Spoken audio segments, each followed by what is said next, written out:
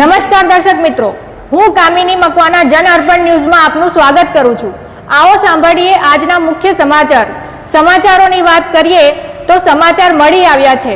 પર અણખી રામનાથ ગામને જોડતા રામનાથ ગામ પાસે એક કોતર આવેલું છે, જેમાં ચોમાસા દરમિયાન પાણી ભરાઈ જતા રોડ બંધ થઈ જવાની સમસ્યા ઊભી થાય છે। રામનાથ ગામની સામે આગળના 20 થી 25 જેટલા ગામોને નોકરી અર્થે ફરીને જવું પડતું હોય છે, જેને લઈ ગામના લોકોએ રજૂઆત કરેલી।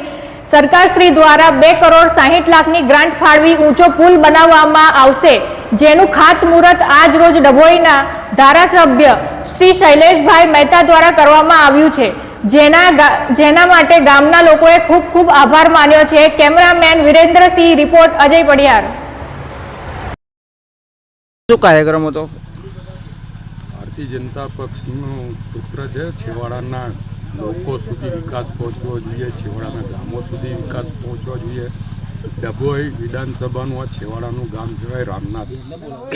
ઘણા વખતથી લોકોની અનેક ફરિયાદો હતી રસ્તાની, સ્લેબ ડ્રેનની।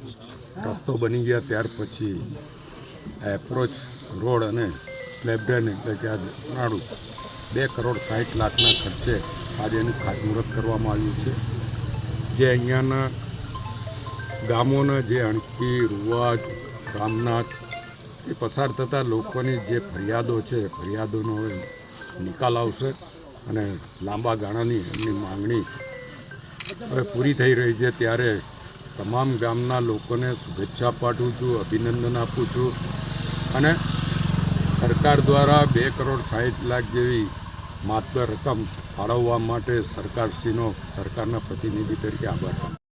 શું કાર્યક્રમ હતો?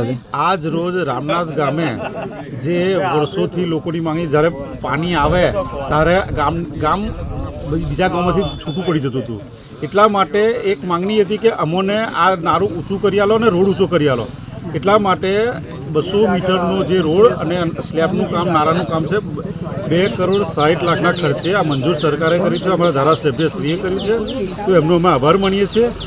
અને ખરેખર અમારે જે ચોમાસું ત્યારે રસ્તો બંધ થતો હતો, હવે આ બનવાથી અમારો રસ્તો બંધ નહીં થાય અને આ બાજુના 25 ગામોને ફાયદો થશે। જે અમારા ગામમાં અણખી અને રામનાથને જોડતું એક નારું હતું, જેમાં ચોમાસામાં મતલબમાં જે જવા આવવાનો સંપર્ક તૂટી જતો હતો, પોર્ટ જવાનો, અને પાછળના ગામમાં 10 થી 15 છે એ લોકોનો બી સંપર્ક તૂટી જતો હતો। અને આજ રોજ શૈલેષભાઈ દ્વારા ખાતમુહૂર્ત અને નારાનું ઊંચું દેવાનું કામ કરાયું છે, એટલે ગામ વતી અને ગામના લોકો વતી શૈલેષભાઈ સ્વાટાનો હું ખૂબ ખૂબ આભાર માનું છું।